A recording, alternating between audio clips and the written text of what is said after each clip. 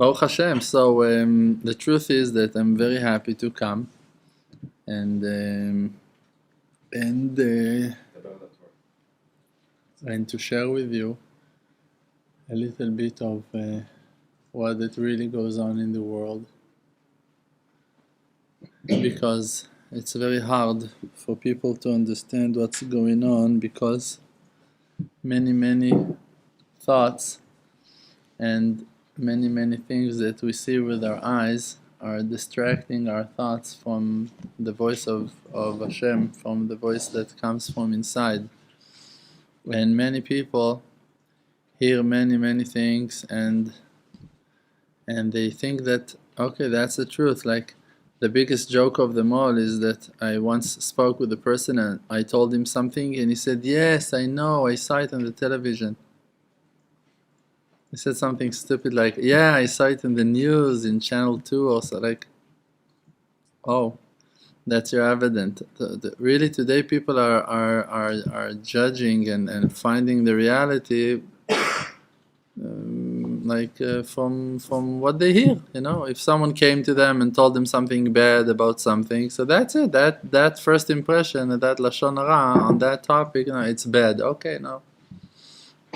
Like when we were learning in the old yeshiva, so there were people over there that they knew back in those days. They knew how much I gave them, how much they received from me.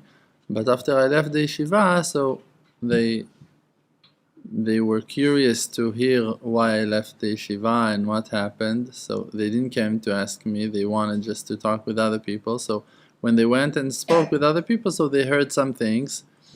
And then, like, okay, so now they got wiser. And it's very good. Why it's very good? We spoke about it, that the righteous man, he needs to have contradictions in his life, that he will live.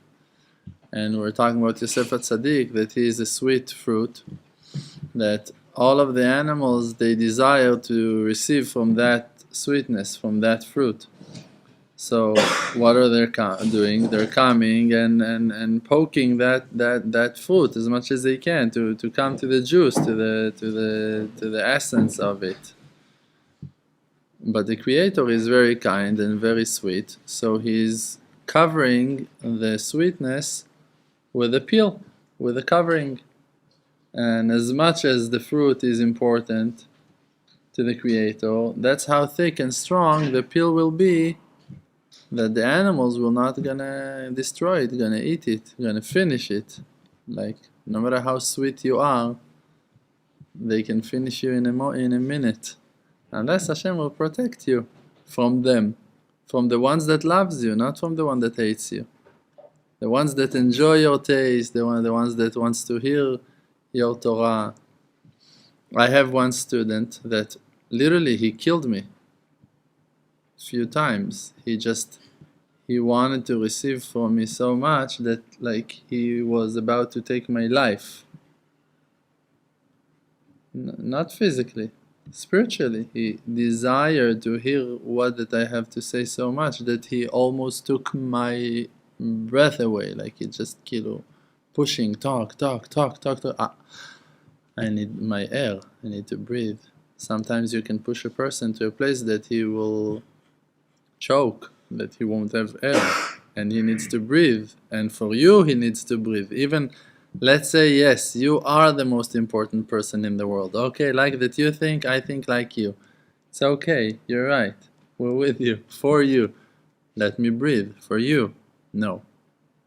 So that's an impossible mission. Even the Mashiach, he must breathe. Every person must breathe. So the thing in the world is that really people cannot understand what's going on in the world, and the only reason why people cannot understand what it goes on in the world is because they don't have faith in themselves. And if you don't have faith in yourself, so you cannot believe in me also, because it's like, it's not an option. If for you there is no option that you will go from death to life, from impurity to purity, from bad to good, and you don't believe in yourself, so also how you're going to believe in me? And even if you claim, yes, I believe in you, if you don't believe when I tell you that you can achieve the same, so you don't really believe me. Because I'm not telling you, hey, look how righteous I am. I'm telling you, hey, look how righteous you can become. And the results are that you don't believe me. So it means that you don't listen to me. So it's only because that you don't believe in yourself. The war is really to believe in ourselves, but it's very easy for me, it's very easy to believe that, to believe in myself. Why? Because you see that nothing else works. Look at the world. Look what's going on in the religious world. Look what's going on with Bachurei Yeshivot, with people that learn Torah all day long. Look! Ask yourself what they are achieving, what's really going on over there, in the middle of the night, in the yeshivot, in the dorms, in the breaks.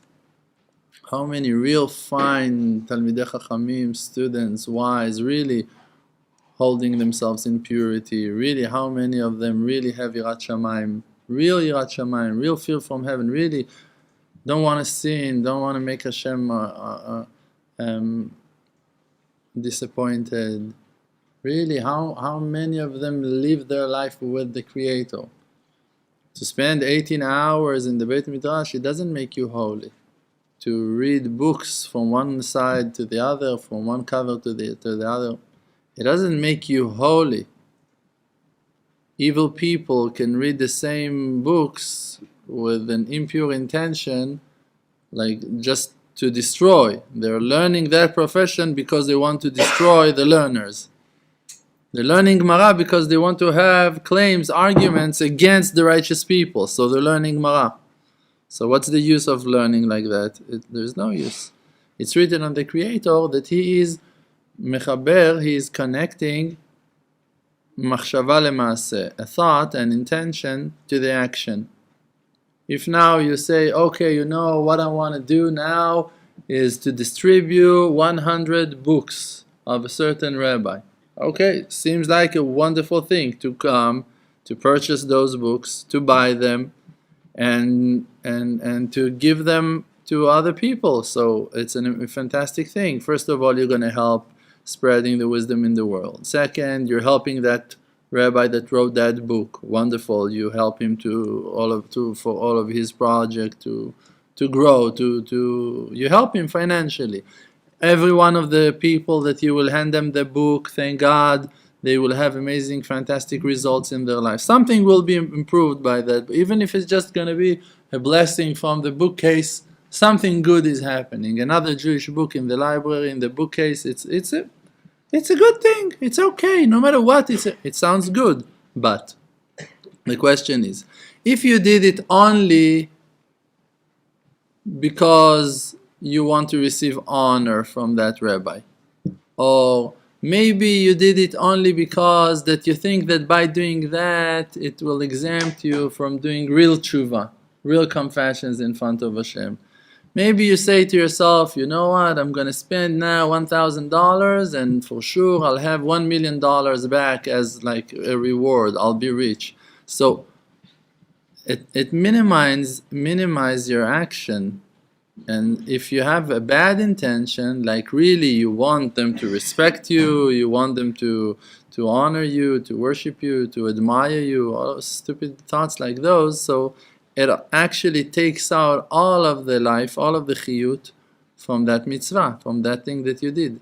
So actually you made something very empty, like the most stupid thing in the world. You were just going and trying to collect honor, to praise yourself, and to play some games of, no, you don't know who I am, who am I, what am I doing in the world. Like, you have certain rabbis today in this generation that for them to be called rabbis, it's such a title, it's such an honorable thing. They feel such satisfaction from being rabbis, being called rabbis, that they have students, that they have followers, that you can see a person that he's got something like 1,000 followers, he's got 2,000 followers, and you see that the person is like he's admiring himself, like What's going on with you, brother? You fell on your head?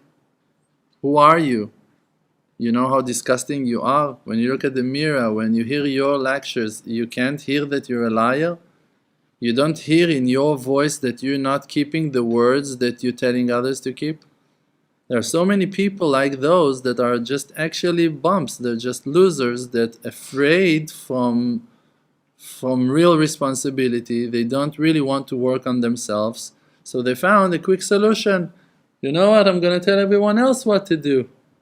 What's easier than that?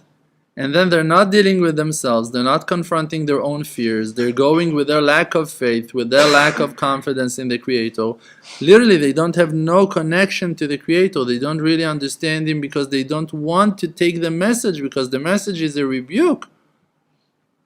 The wives hates them, their children hates them, their students are with them only for bad reasons, not really because they desire HaShem. And they all it's like worshipping idols. It's like everyone are lying. So what's the use? But you can say, no, he's a rabbi, you don't know what he did until today, you don't know how... He didn't do anything. He didn't do anything. Why? Because his intention, his heart was not in really helping you building your life. So if really his intention was not to build your life, so even if your life been built, it's not because of him. Because HaKadosh Baruch Hu metzaref machshava lemaaseh, because the Creator, he's bringing the intention into the action. And if it doesn't fit, so the action fell. And if the intent, it's all going by the intention. The intention is much more important than the act itself. Like if, let's think now that I love you and I really want to help you, and someone now just kick you out of the house and I don't have the tools to help you, but I'm crying day and night on the fact that you're out of your house and you stay homeless, your life been destroyed now, but me, I'm standing from the side and I'm losing my mind because I really want to help you. I'm your mother, I'm your brother, I care about you, and I'm dying, I don't know what to do. So you think that the Creator will not gonna reward me on that? I know, I don't care about the reward. Who cares about the reward? We care about bringing you back to your house. But leave that thing aside now. Let's think about me. I now care about you. You think it doesn't count for the Creator? But I didn't give you 1 penny. But I really cared about you. I really loved you. I really do. So now you think it's not important in the eyes of the Creator? It's the best. It's the most amazing thing for HaShem, for the Creator, to see, wow, look at my son, how much he loves his brothers. Look at him, how much he cares. Oh, look. That's it. So the Creator, he loves me because I love you. But if I'm looking at you and I'm a billionaire, I'm so rich, like it's crazy. For me to buy a house, it's like I can do it without feeling it even in my bank. Like nothing gonna happen to me if I buy your house. And I'm looking at you and I feel like you're a disgrace. Like, I'm so arrogant, I hate you for being so poor, who that you are. And I look at you and I despise you and I feel like you're disgusting me and I can't stand by close to you. And I feel that the best way for me to kick you away from my eyes is to give you $100,000 or something, or even less, maybe $50,000 or $20,000. Just go away. Just disappear from my eyes. And I'm gonna write you a check and can you please go away from stop stamping on my carpet? Like we both bought it in Indonesia 5 years ago. 2 years ago. Go. So which reward I'm going to receive on that $20,000 donation? $100,000 donation? He saved that poor homeless. No, he didn't. HaShem did. But he will be judged according to his intention. And God will punish him on those horrible thoughts. And God will look at this person and will despise him. And if you will investigate a little bit and you're going to check why the generous person with no money, he loved you, and why the rich person and the cheap one, he gave you the money in the end, but he hated you. you're going to understand that it's all their inner struggle. That's their inner level. That's who that they are inside. The rich person, he was a very ugly person. The one that wanted to help you, he was a very beautiful personality. He was an amazing person. And this is why he loves you. Because he is a good soul. He lets his soul be. But that cheap person, he's got problems not only with you that you're now filthing his carpet.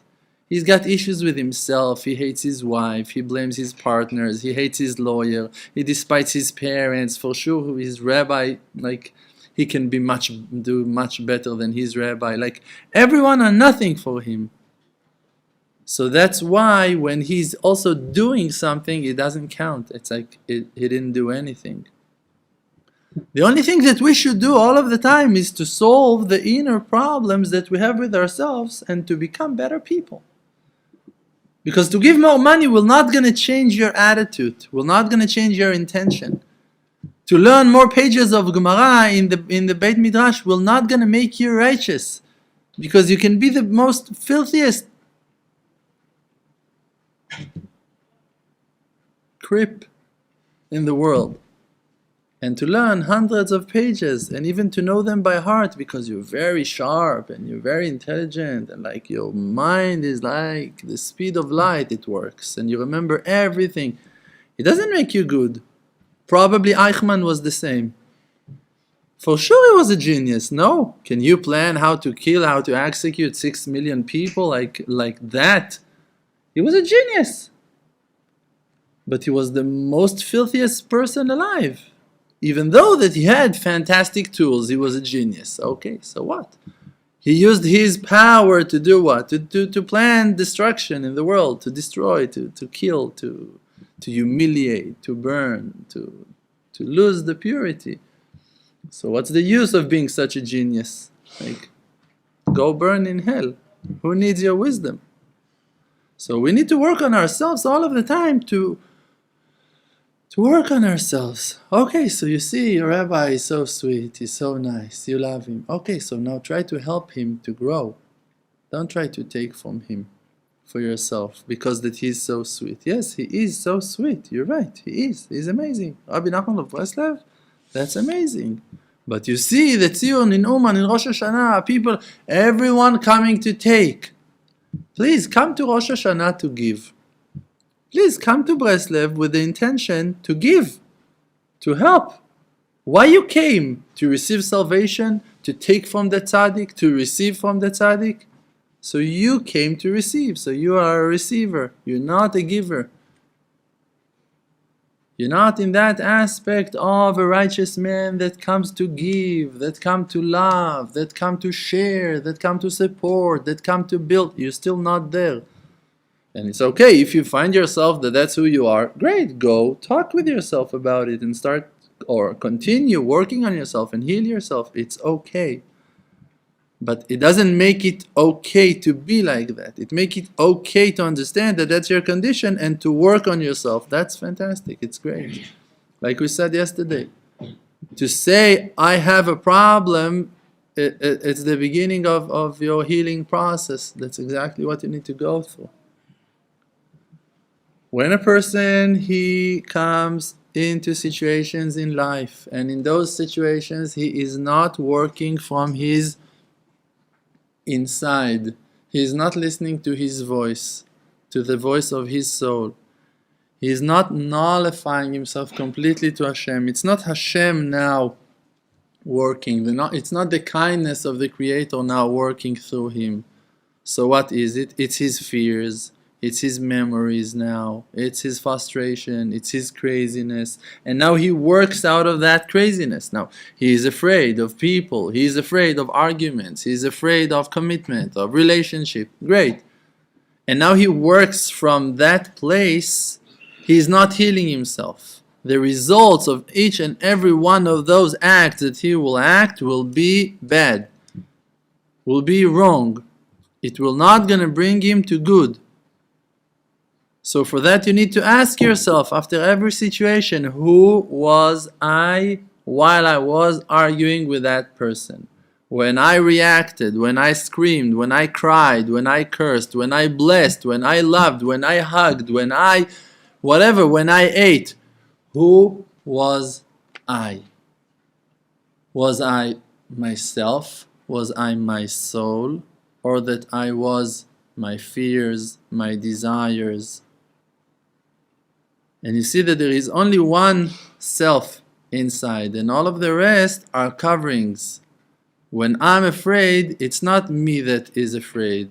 Those are the fears that are overpowering me.